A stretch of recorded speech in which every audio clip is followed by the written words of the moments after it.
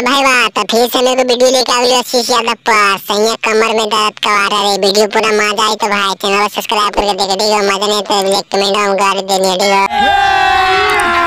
अभी मजा आएगा ना। सैया के खाजा सजवाला माजा कैसन मिलला वो बोलना। कैसन मिलोगे सैया वाला मजा? बता ही ना शीश भाई के हल्लो के ना गब।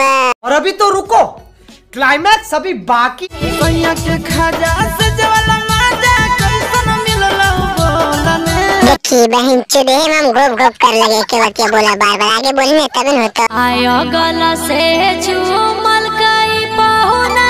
बहन चुदे पागले हो गए कि अगला बगल से चुमाओ, हम रहती हो ना तब बिच्छी से चुमाती हो। बड़ा हरामी हो बेटा।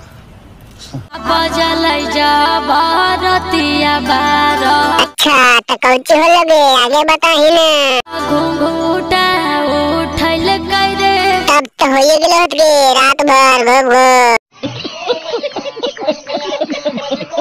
कमर में दर्द का बारत। हे गे पानी भी कबार दो का कमरियम तो चेक कर ले बढ़िया से। कैनाल के मिस्त्री है बना दो फेंक तो फट फट।